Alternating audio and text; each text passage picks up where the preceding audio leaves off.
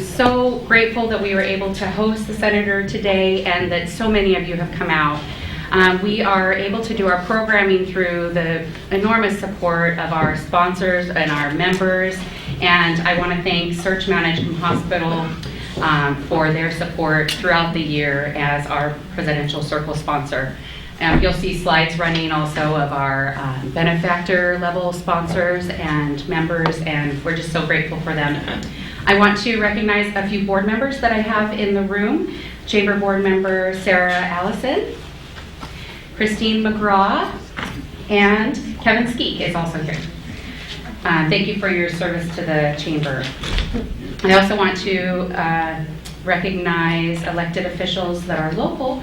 We have Stephen Eisenbeis and Kevin Mosier.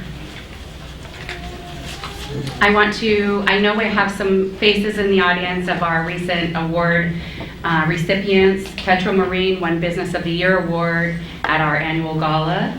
Alaska Seaplanes won New Business of the Year. Sitka Sound Science Center was recognized as our community heroes, and there's a whole group of scientists in town right now meeting here in the building talking about landslide warning and making a plan for communication, so that's really exciting, the work that they're doing. Bob and Betty Allen won the Cossack Cap, and I see some folks from Allen Marine and Alaskan Dreams, so thank you. We have our executive lunch sponsor is McDonald's of Sitka, and there are some pins circulating for Sitka counts, and so I just encourage you, everyone's been getting notices coming in, I just encourage everyone to fill out the census information. They have it online now, which is awesome, so it's 7 questions, really quick and really, really important for our community, so make sure you fill those out. Next, I want to bring up our board member, Kevin Skeek.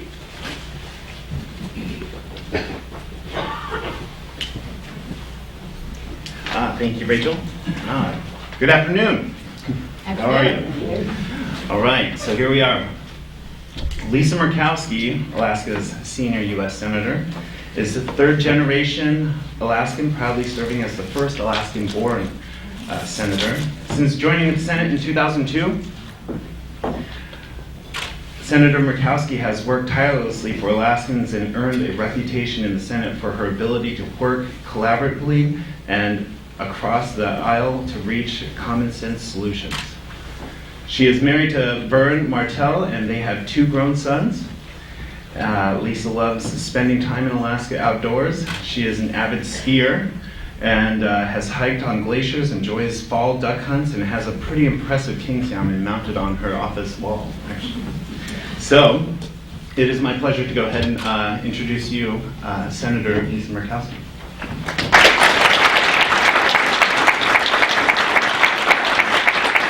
Before she has anything to say, I would like to go ahead and call up here Ann Polnow of Sea Level Consulting, and she has a very special recognition that she would like to go ahead. Here you go. Thank you.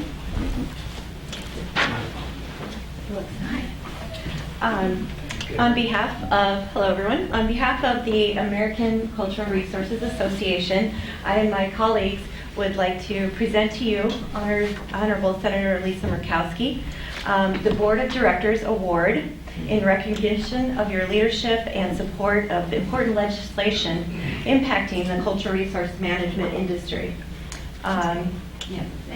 Thank you. I and my colleagues in the Pacific Northwest and the Alaska region would also like to thank you for your advocacy during the closure of the National Archives Repository in Seattle.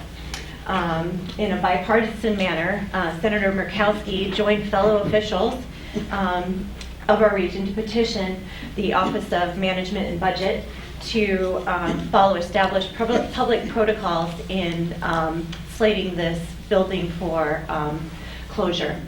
Thank you for comprehending that the facility and the importance of the archives on behalf of researchers and the public in maintaining acceptable access to our heritage. I, as a professional in the CRM industry, also use the facility to help with federal regulatory projects and compliance projects, mostly Section 106. And so it's very important to maintain efficient access because a lot of our projects affect economic development. So thank you so much for your good work. It's a good initiative. Thank you.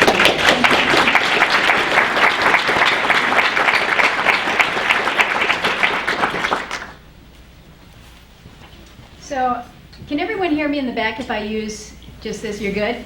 You're good. All right, good. I'm glad we're projecting. Thank you for that recognition. When we think about the value of maintaining and preserving our cultural resources, you look at what we have here in Sitka and it's around you, you probably take for granted every day. But so much of what we seek to preserve and to record is no longer around us. It's no longer in our communities. And so what Anne was speaking to was an effort by the National Archives. The initial repository has been in Anchorage, and a few years back they said, it costs too much money to have it here in Anchorage, so we're going to move it to Seattle. We objected, and they said, well, we understand the concerns. You need access to many of these resources. So we promise that we will digitize these records and ensure that they are accessible in a meaningful way. Lo, these many years later, there's a memo that goes around saying, surprise, we've done a review of our archives, and the Seattle Archive building is old, it's expensive, so we're going to close it down. We're going to move the records, the Alaska records and the records in the Pacific Northwest, to either California or to Missouri. And oh, by the way, the digitization that we promised you some years ago is about 4% complete. So needless to say, there's not a lot of happiness with decisions in the National Archives right now, and so we are joining with others to ensure that there is not only a maintenance of records, but an accessibility to them. Because if we are not able to access them, they don't do any of us much good. So I thank you for that recognition. So I've got, I don't know, at least a half an hour here, maybe a little bit longer, depending on how much you have to give us this afternoon. But I want to thank you for the opportunity to be back in Sitka. I do believe that you have the finest weather in all of Southeast right now, so thank you for accommodating us on that. I was in Juneau yesterday and visited with your mayor, and Mayor Paxton assured me, he says, I'm not going to be there, but the folks of Sitka have this well in hand. We got our assistant mayor making sure that everything goes well today. But he says, all you need to know from me is green light, green light, green light. That's all you need to know from me. So I got that message from him. But when we think about those issues that most directly impact the citizens here in Sitka, it is your energy capacity and your opportunities for hydro generation. It's the secondary water supply that we're talking about. It's opportunities for economic opportunities with the proposed seaplane base out on Japonski. I'm hoping that we're going to have an opportunity for somebody to educate me on where we are with these projects, as well as the situation with the marine haul-out and the proposal there. So there's a lot that I need to hear from you today. I'm going to have an opportunity later this afternoon to be meeting with a smaller group of community leaders, but these are important matters for me to be able to take back to Washington, D.C. to determine how we can best help you. So I'm going to start my comments by an acknowledgement, a recognition that you probably don't need to hear me say, but I'll say it anyway. It has been ugly in Washington, D.C. It has been as difficult and contentious a time as any that I have seen in my 17 years back in the United States Senate. And it has permeated all activities of government.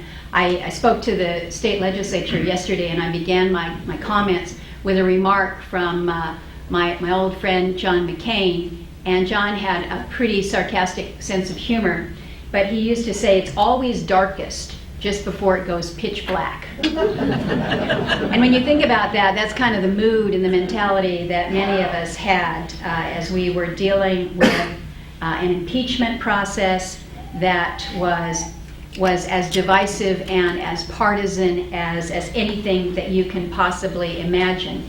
And as people look at that from the outside, what I was hearing from Alaskans was, I am absolutely positively, you got to get rid of him yesterday, to he's the best president that we've ever had, don't touch him, and folks somewhere in the middle.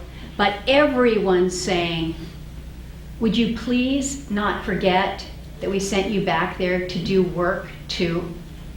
So don't forget to do that in the midst of all the partisan fighting and hating that is going on. So I wanted to be a little more upbeat with you today in just kind of letting you know some of the things that are happening in Washington that you may have missed because nobody reports the good news. Last time I was here speaking to the chamber, whether you were a fisherman or whether you were an educator, whether you're with the city, when we were talking about healthcare and cost of healthcare, everyone's saying, for gosh sakes, please get rid of this Cadillac tax that we see looming at us, because it will only further increase our costs, because our healthcare plans are just that much higher. There's nothing Cadillac about them other than the price tag. So one of the good news things that came from the end of the year is we got rid of it entirely. We didn't just extend the implementation date, we just got rid of it entirely. So that's one little positive. On the issue of health care, we've actually moved off the argument and the debate about who is to provide for health care coverage. Is it, who's going to pay for it and who's going to provide it and what does it look like, to what are we doing to reduce the overall cost of care? Because maybe, just maybe, if we reduce the cost of care, then the cost to cover that care might go down as well. We had not done that when we were in the midst of the fight over the ACA. So we've got several different initiatives that are out there that are moved through the process, that the House has moved through, so we're actually teeing them up for resolution. It's not a very fancy name of the act, but it's called Lowering Healthcare Costs Act. I actually hope that it might begin to do that. And it focuses on things like transparency and surprise medical billing, getting the patient out of the middle of that. But it speaks more broadly to prescription drug pricing and what we need to do to reduce the cost of prescription drugs. So we've got that included in this measure. We're not done with it yet. One of the provisions that I know we think about here in Southeast, where if you need a medevac to get out to Seattle, it's not cheap. And one of the issues that is yet unresolved is the air ambulance issue. We need to make sure that as we address those costs, which are considerable when you add that onto overall cost of care, that we don't run off the competition and thus just increase the price. So we got a little bit of work to do with that. Another positive that I know you care a great deal about here in Sitka and really all over Southeast is our status with the programs that help our communities in the Tongass. Secure Rural Schools has been a matter and a fight for years now, and there's usually a small group of folks that join up from others in Southeast and others in the Pacific Northwest to come back to Washington, D.C. to say, please, please, please, can you ensure us that Secure Rural Schools funding will continue? Well, this is one of those provisions that we don't have a lot of support for outside of about 11 states. And so it's always a hard feat to accomplish. But this was one where very quietly we were able to include a 2-year provision, 2-year extension of Secure Rural Schools in the final bill at the end of the year. $22 million coming to the state over the next 2 years For you here in Sitka, in FY18, it was $667,000 that you received for secure rural schools to help with everything from schools and roads and first responders. This is a part of your budget that I know our folks here worry about, because it's tough to find loose change on the streets. It's going to amount to over $500,000. So that funding shall be coming to you. The FY19 payments are going to be coming in spring of 2020, and then the FY20 payments will be there in 21. And so it's not the lasting solution. It is something that you can count on for the next 2 years here. PILT, payment in lieu of taxes, also another area that is significant to you. Again, here in Sitka, in FY18, it was about $714,000 that helps you and your community out as the offset when you can't receive taxes from federal lands. So that too is headed your way. In addition to the PILT funding, we're actually looking at the formula, because you've got an inequity or a lack of parity in some of the smaller communities. Those communities that are under 4,000 residents sometimes see, well, not sometimes, will see a disparity. So we've got legislation. It's not been enacted yet, but we're looking to try to make PILT funding more equitable to all the counties out there. When I mention kind of longer-term solutions for secure rural school funding, I mentioned how we gain access to our federal lands. And I know that in this community and in many communities here in the Tongass, the roadless issue is an issue of hot contention and divides the communities. And I always am anxious when we have matters that are so divisive, because at the end of the day, your kids are all going to the same school, you're shopping at the same grocery stores, you're on the same bowling league or foot. Do you have a bowling alley here? Yeah, you're not on the same bowling team. But it is a divisive matter. It is a divisive matter, and I recognize that. But I have taken the position, along with the rest of the delegation and all of our governors previous, that the roadless exemption just shouldn't apply here in the Tongass. And so we have been working for several years on an Alaska-specific plan.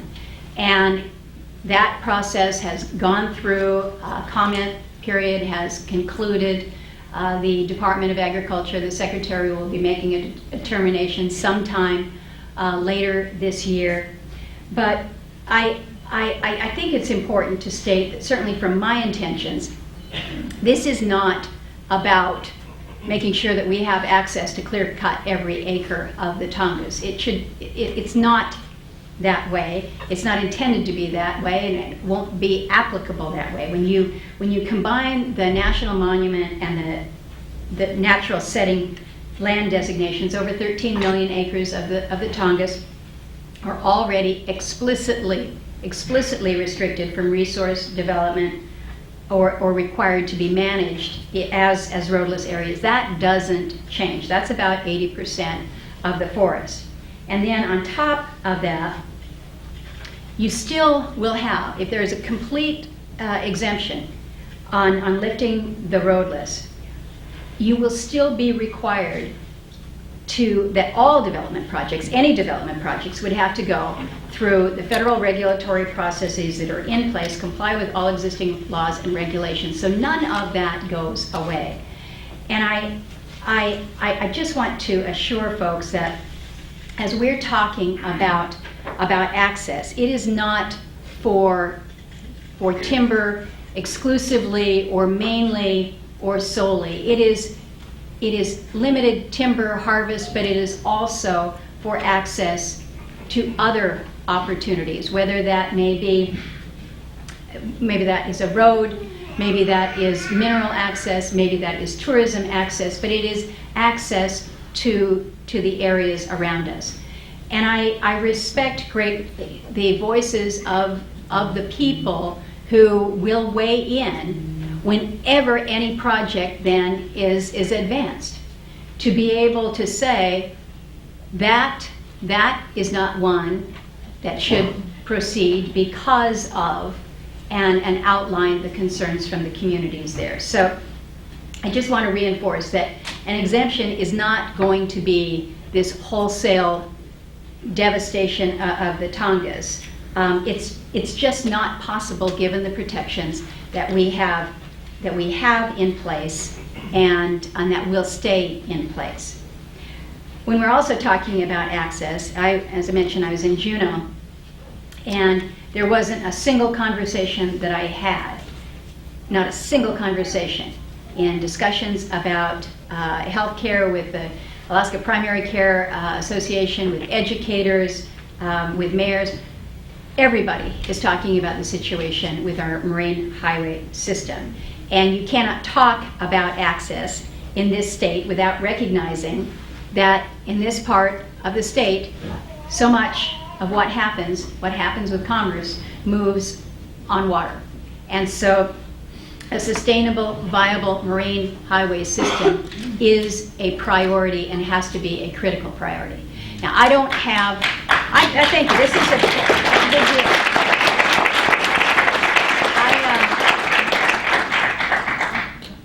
I was born down in Ketchikan, raised in Wrangell and Juneau, and I remember living in Wrangell when the first ferry started to come up. That's how old I am. But I don't say that to let you know how old I am. I say that because I grew up in communities where we had a lot of kids. We didn't fly around. It was too expensive to get on the airplane. So we got on the boat and we moved around. And that was a long time ago. Families are still moving around that way, and we need them to be able to continue to do that. So there's a lot going on. The DOT commissioner just this morning had a press conference. The state has announced a new board. I don't know if that's the correct term for the task force, but it is designed to look very critically and very specifically to how we build a sustainable ferry system. Now, it's not my role to tell folks in the state what this system should look like. This is up to us. We've got legislators that are committed to it, administration that is committed to it, communities that rely on it are committed to it. So what's my role? What is the federal role here? Because there is a role.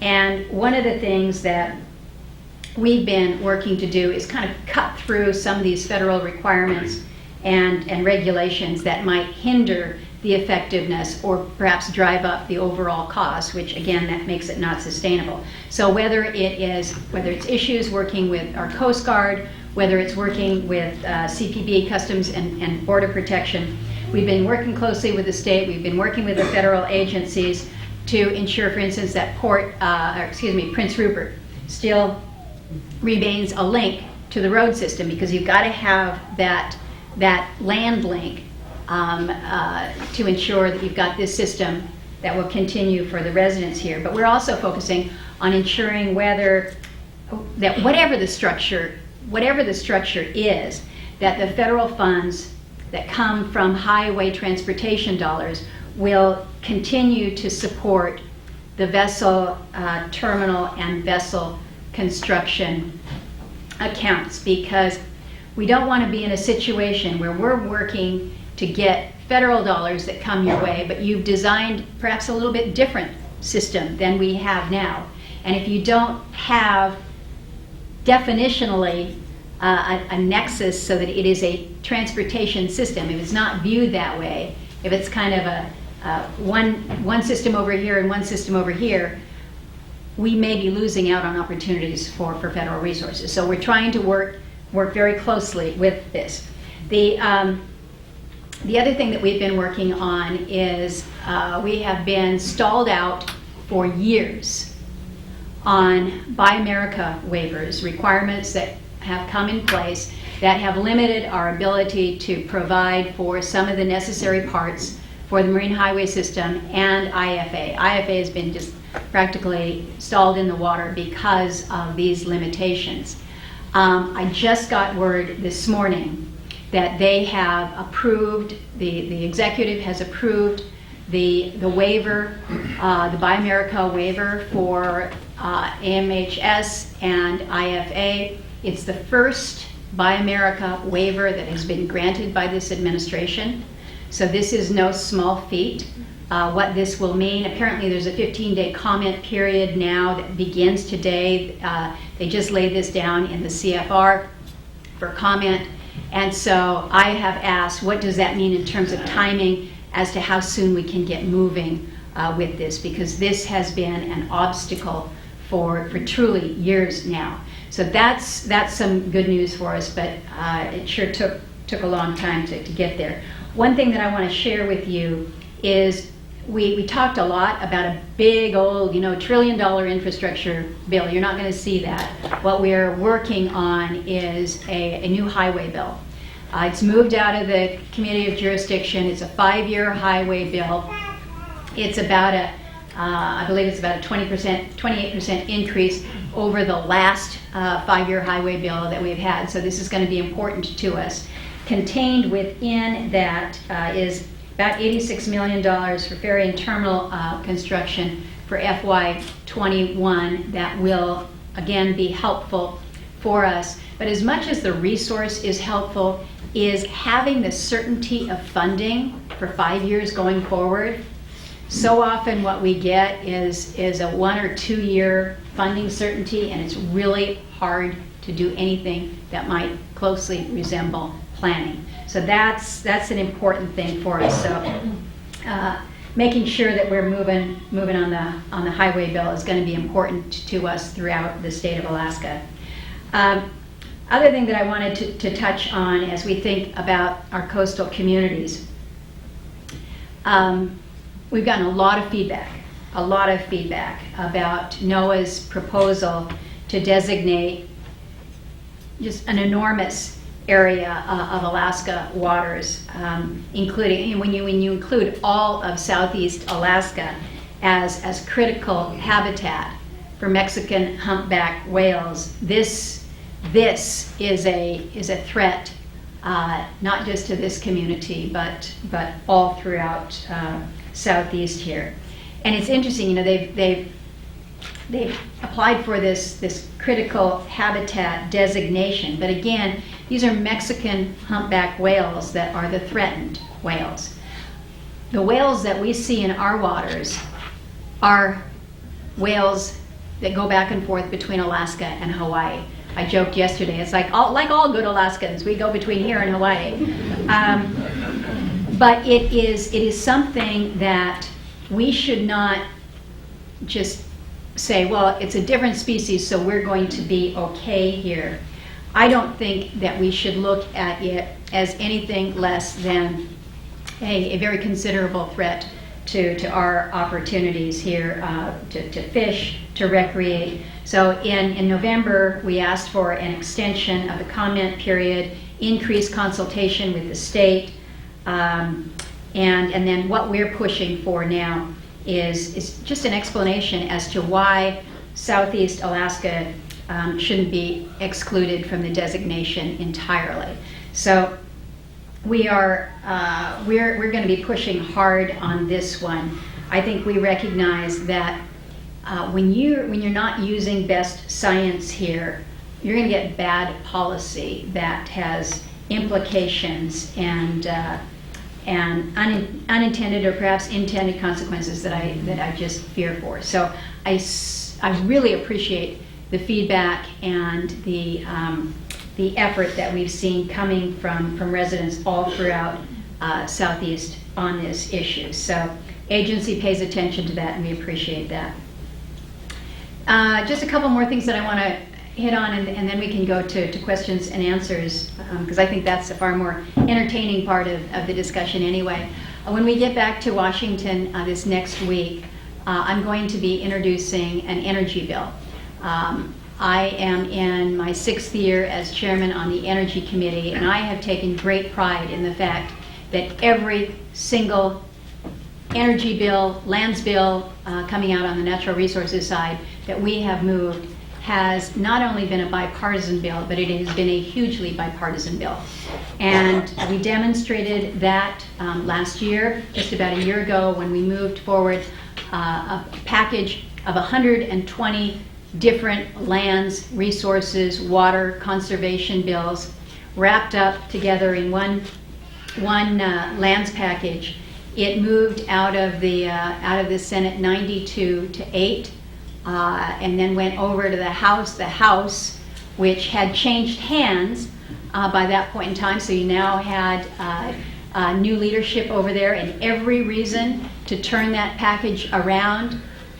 Decided that it was so fair to both sides and to all regions that it deserved to have the overwhelming support that it did without a single change. They didn't change a comma. They took up the Senate bill and moved it forward. It's been signed into law, and it has been important on a host of different levels, not the least of which was a provision in there that allowed for our Alaska Native veterans who had been serving in Vietnam to have that allotment reselection process restarted for them. It is not a perfect bill by any stretch of the imagination. We were unfortunately fought throughout that whole process by those who just don't want any federal lands to be conveyed into private hands. But we're continuing to work through that process. But that was again yet a recognition of the of some of the priorities that we included in that bill. So our energy bill that we will move forward is not focused on the land side. It is focused on what we are doing to update our energy policies. We haven't updated energy policy in 12 years, a dozen years. And think about where you were and what you were doing and how you were doing it 12 years ago. The iPad was not even in existence. It wasn't even going to be out in the market for another 3 years. This was back when George W. Bush was president. We haven't reformed anything, haven't refreshed it. So when you think about those policies that hold us back, whether it's how you move out on additional hydro capacity, or what we're doing with smart metering, or renewable opportunities, or cybersecurity, we haven't refreshed any of it. So this is a measure. We're packaging up about 50 different bills, again, very, very bipartisan, but it is focused on just these key areas: on cybersecurity, on grid modernization and security, renewables, significant on the renewable side, energy storage, which is, as we think about Alaska and the spaces that we operate with microgrids, energy storage is really going to be key to how we can truly become more energy independent within our own spaces. So we've worked hard. We're optimistic about the opportunity to advance that even in a very partisan year. What everybody's looking for is something that people can gather together and support and not fight over.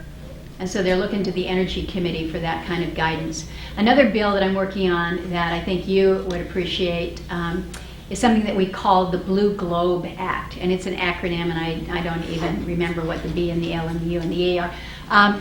I've been working on it with a colleague from Rhode Island, Sheldon Whitehouse. Senator Whitehouse has been a great partner with me. We co-chair the Oceans Caucus. But this measure really focuses on accelerating technology, innovation, how we grow the marine workforce, how we gain better understanding of the blue economy as a whole. And it's good, it's substantive. I'd encourage you all to take a look at it. Some of the other things that we've seen great success with, I'm very proud of the work that Dan Sullivan has done with focus on marine debris. The Save Our Seas Act, which he has passed along with the update, has been, I think, very significant for us. We've seen more focus internationally on how we deal with marine debris and a level of responsibility and response there is so key to it. We got appropriations. We're already in the mix on that. I chair the Interior Appropriations account, which has everything from IHS to BIA to EPA to USGS and every acronym you might want to name out there. But they're all critical to us.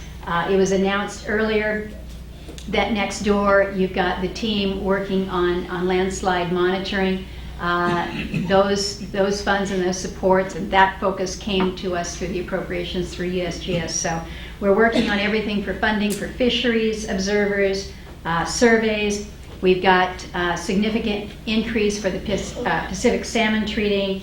I've been working very aggressively on an effort, working with folks in BIA, working with the administration, working with legislative colleagues to focus on what we see as this crisis when it comes to missing and murdered Indigenous women. Unfortunately, we have far too frightening stories, far too debilitating statistics when it comes to the safety of our women in this state, and most particularly our Native women. So we are an all hands on deck, not only better understanding through collection of data, but additional forensic evidence, resourcing that we've put in for the first time ever that will be directed specifically towards cold cases. But this is something that we know we have to address. We've had to address it for far too long, and we haven't shone the light on it like we need to. Last thing that I wanted to, I've got too many last things. This is a problem. I want to acknowledge our Coast Guard men and women in the room. Thank them for all that they do.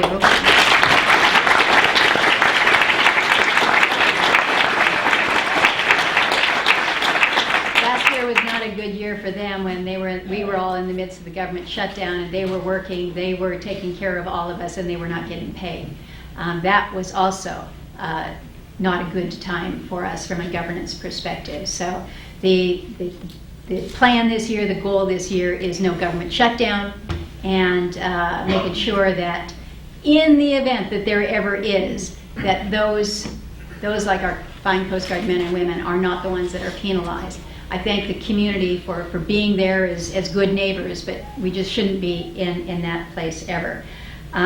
We had some good news for the Coast Guard here in Sitka last year with the appropriations bill, with funding for the shoreside improvements as we're getting ready to accommodate the new fast response cutter and the buoy tender. So good things happening in Sitka with our Coast Guard. We appreciate them so much. Last thing, this is it really, I promise. Oh, actually I have one more after this, but because I have been engaged in this fight for so many years about genetically engineered salmon, trying to make sure that, first of all, a genetically engineered, in my view, mutant fish doesn't get into the grocery stores. We haven't completely succeeded in that effort, but we've said, all right, if somebody is going to experiment with a species like this, you darn well better label it, and label it clearly, because I'm not going to be one who's going to be buying it at any grocery store. But if it's not labeled, I don't know that. So we have very, very clear labeling requirements now. They can't put it in tiny little print. They can't say you have to get your cell phone out and scan the barcode to determine what it is. It has to be plastered on there. It can't say GE. It has to say genetically engineered in type that we can read. So I don't like the fact that they're still moving forward with this, but we have certainly put them on notice that those who don't want to introduce this into their family or into their communities will at least have that warning. Last thing, truly this is the last thing, is the census, because Rachel, you mentioned that, and It is time for the annual census. As a state that relies so heavily on formula dollars, whether it's PILT or whether it's secure rural schools or highway transportation dollars, so much of the formula goes back to how many people are there. And so if we don't have an accurate count, if we have undercounted, that means we get shortchanged, if you will. So I don't like, I'm not going to say that. We all need to be counted. And so I would encourage all of you, as we move forward in this census round, if you hear concerns in your community or in your region that we're having problems with access, whether it is through the internet, whether it is those that are in the community that are helping do the count, we need to know this. We've already gotten a little bit of a heads up that this privacy algorithm that they will be using could actually result in undercount of our smaller communities. So this may impact our villages. So we're heads up on this, but please help us ensure that we have a good, strong count for Alaska. Okay, I have talked way more than I should. It's to you, Rachel. You've got a gentleman all the way in the back. Senator, last year when you were here, I was wearing a sweatshirt that said, Mr. Grumpy.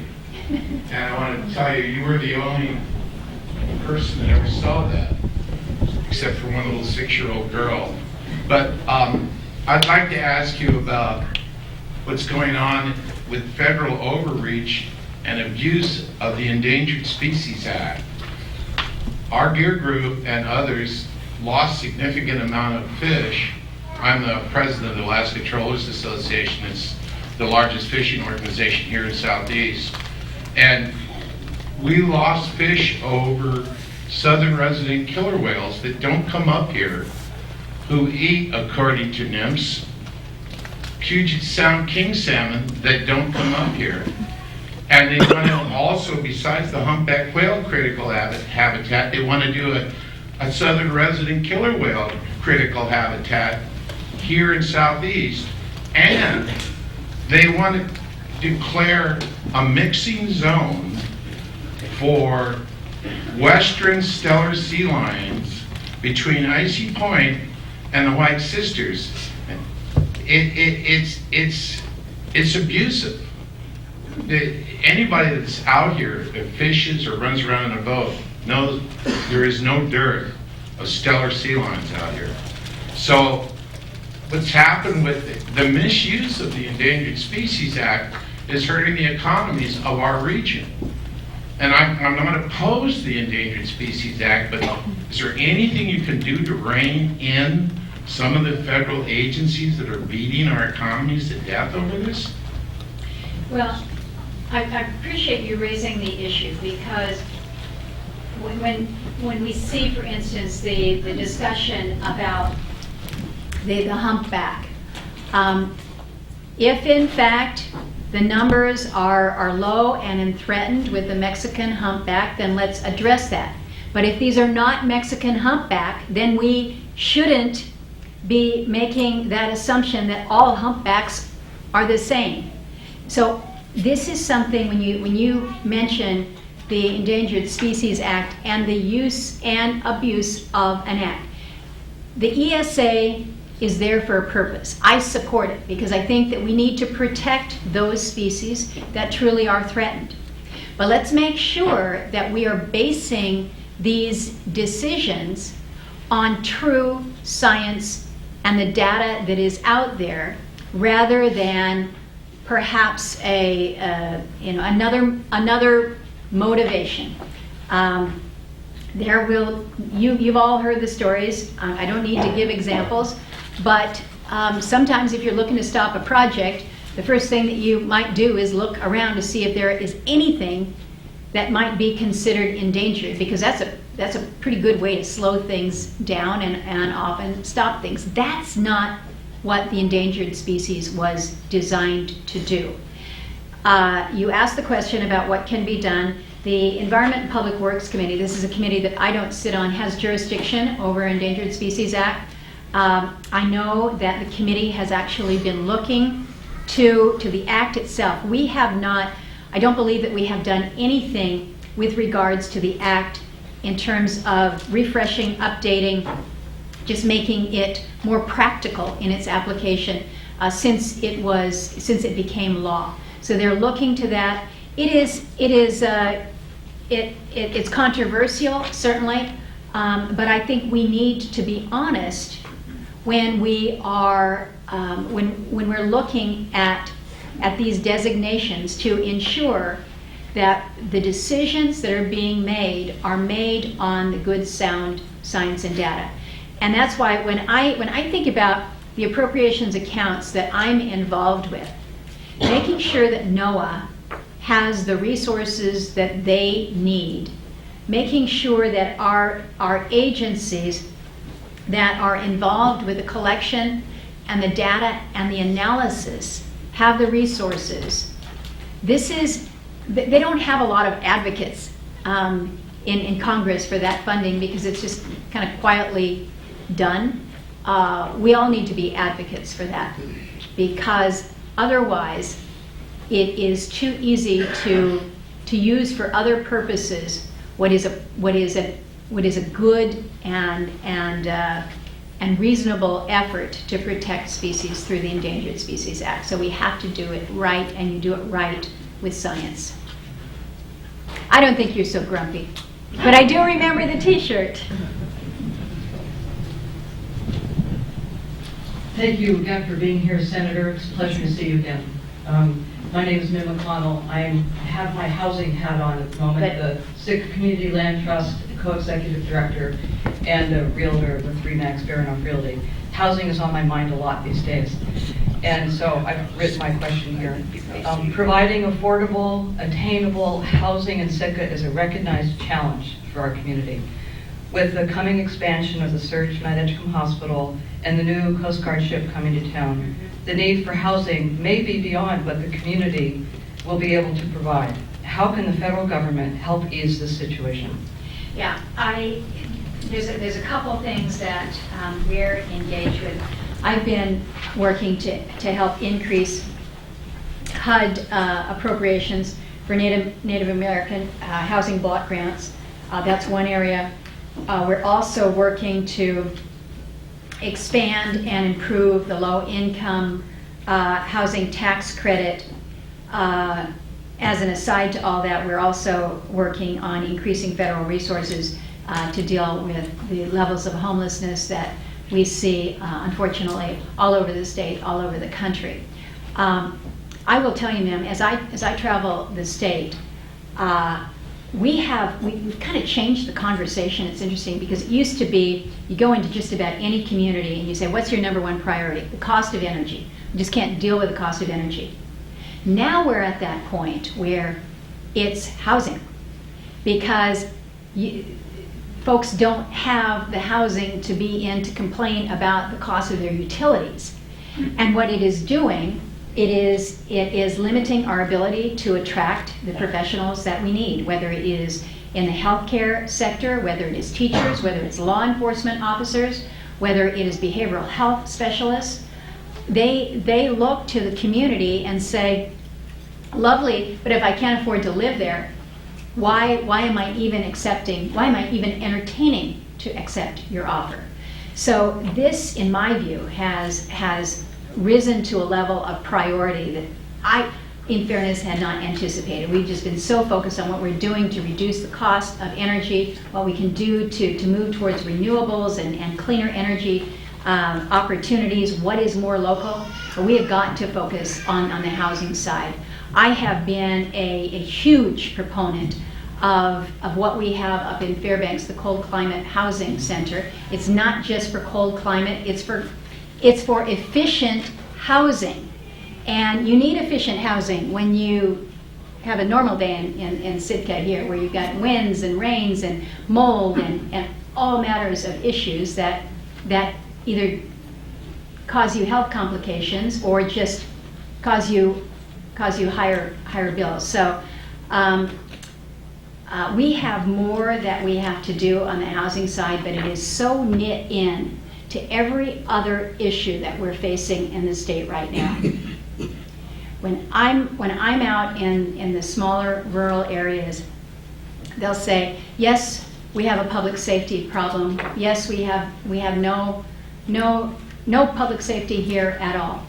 But in order for us to keep anybody, we have to have housing first.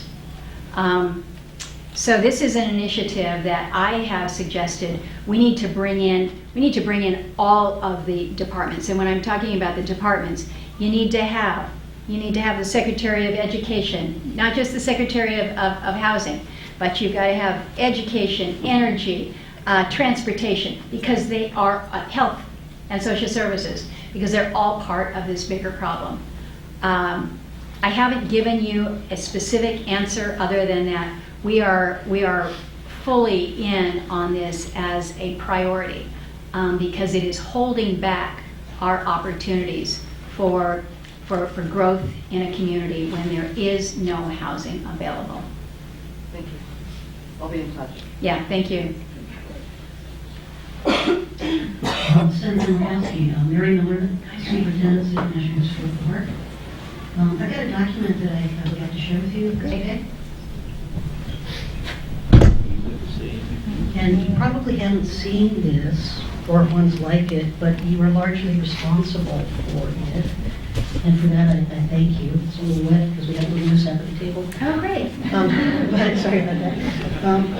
But what it is a local hire announcement, and I wanted to take the opportunity while we have the audience here to thank you for our local hire authority. It's a provision of ANILCA, and I know that you've championed that for a very long time, and it's important here for us to be able to hire Alaskans. And that's a provision that the Department of Interior, the Park Service, and the Forest Service all use. And again, we thank you for that. It's important.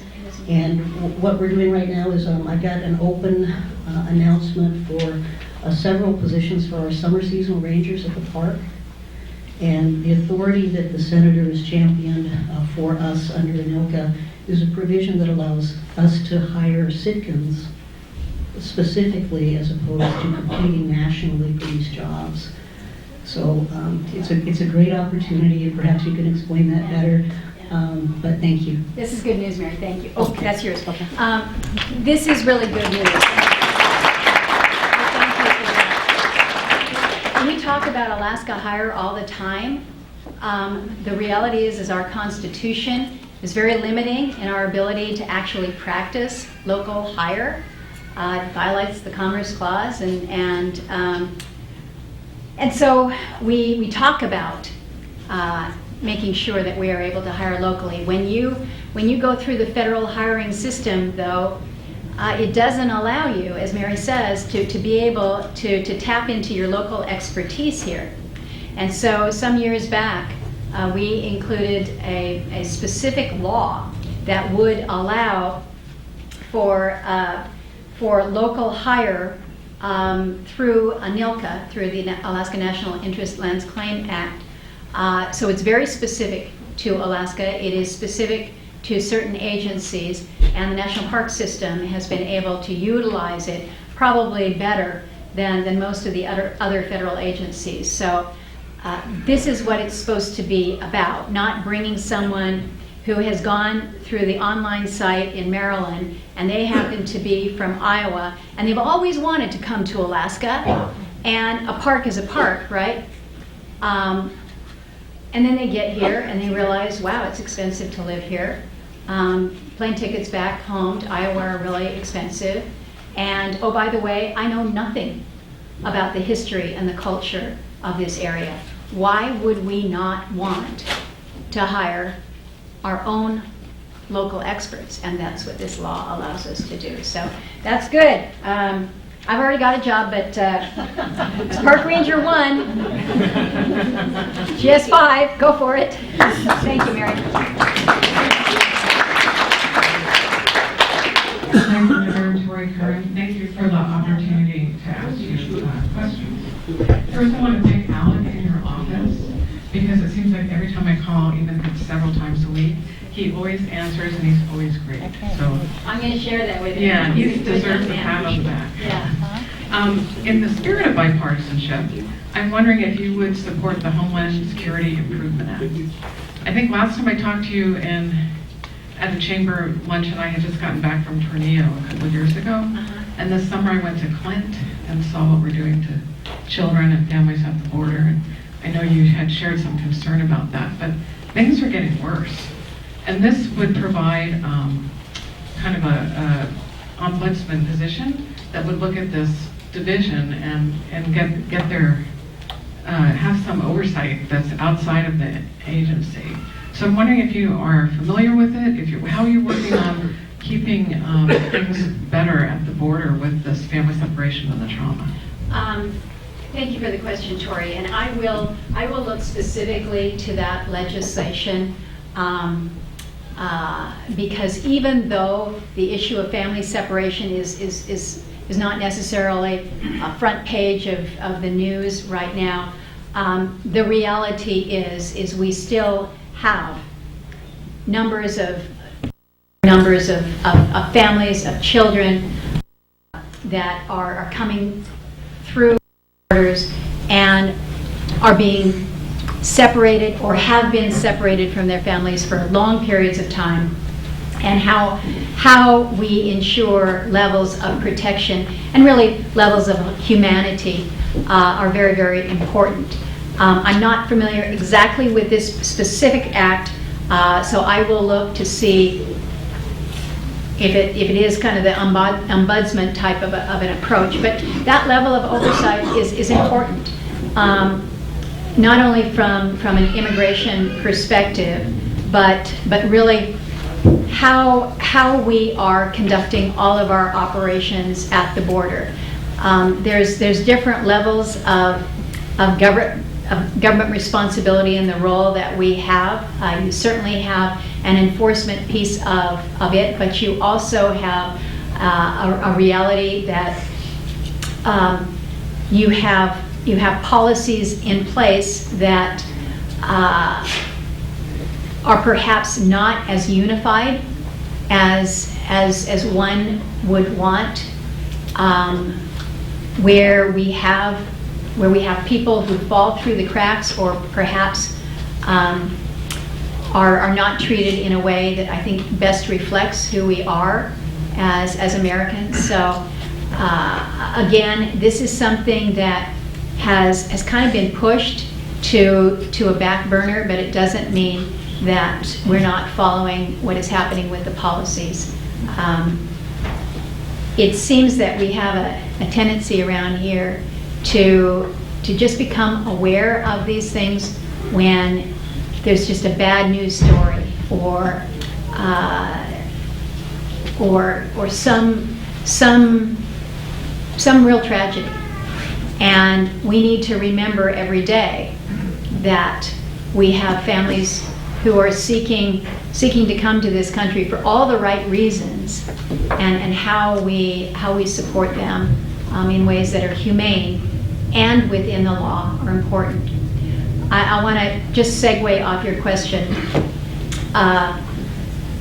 As you'll recall, in early January, there was a strike on al-Assad in Iraq by an Iranian missile, and Alaska was made aware that at the time of that strike, about 1/3, a little more than a third, of the men and women, the U.S. troops in Iraq at the time in January, were stationed in Alaska. Just about a third of them called Alaska home or were based out of J-Bear, Alson, Wainwright. And that surprised a lot of Alaskans. I had an opportunity to talk to the commanding officer and a group of people on a Skype call in mid-January, just checking on them. They'd gone through a real scare. Fortunately, no lives were lost, but it was a reminder to us that they are truly on the front lines and in danger today. And I asked what more we can do to help, and The response was really pretty simple. It was not what I expected. I thought he was going to say, you know, we need patriots out here, we need whatever. He said, you know, we're able to communicate with our families back home because of the technology. That's good. But we're also able to see basically what Americans are watching on their TVs. And he says, it seems like Americans are more worried about what the Kardashians are doing than about our status and how we are. And he says, so ma'am, all I want to leave you with is just don't forget we're over here. Don't forget we're over here. We're only here with the backing of our families and a country that will support us. And so we need to remember that every day. So it's kind of a sobering note to end on, but it's an important note to end on. Rachel looks like she's going to give me the hook here, but thank you for the opportunity to have this conversation. And I'd like to, before I wrap, if I can point out a couple of folks on my team that are here with me. Layla Kimbrell, if you'll stand in the back. Layla is my state director. She bases out of Anchorage. She's been back and forth here quite a bit. Dana Herndon up front is Ann Robertson is in the back there. Ann is, for all of you fisheries people, oceans people, she's your point person. I say she's my fish gal. Ann is very well known to many of you here, but as we have fisheries issues throughout the course of the day and tomorrow, know that Ann is here as a resource. And Hannah Ray is over in the corner here. She's on my contact. Thank you. Yes, give her a round of applause.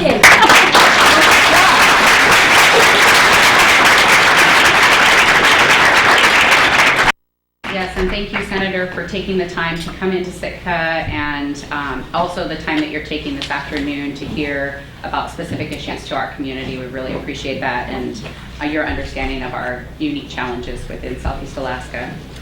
A couple things to point out while I have you all here.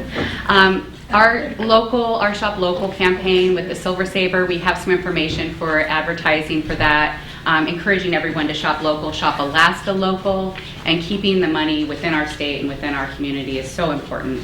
If you want to participate with that, you can grab that information. Visit Sitka is our marketing arm. We've provided a few stickers and things. Hashtagging Visit Sitka gets us that exposure and connects us with the growth of our tourism. We're actually collaborating with the Sitka tribe to provide technical training at the Heritage and Cultural Tourism Conference, and so I encourage you to look into that. It's an awesome opportunity to look at how you as a business in Sitka can expand into that or can enhance what you're offering for our visitors. And I'm just really excited as a graduate of Pacific High that we're going to be there and that you're going to see that. So, so very exciting. Our luncheon program, we have 48 lunches a year, and so I just encourage you to read the paper, read sitkachamber.com and see what's happening. Rick Peterson will be our speaker next week, and he is from SAIL, Sitka, Alaska Independent Living, and he'll be talking about serving folks with disabilities. So important, and so please join us next week. We're usually at the Westmark Sitka, and we meet at noon, and anyone is always welcome to come. Thank you all for being here, and thank you, Senator, for your time.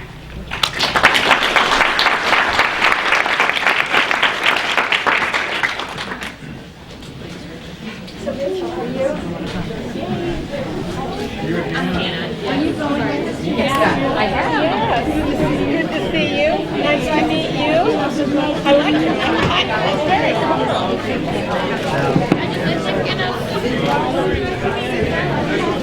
cool.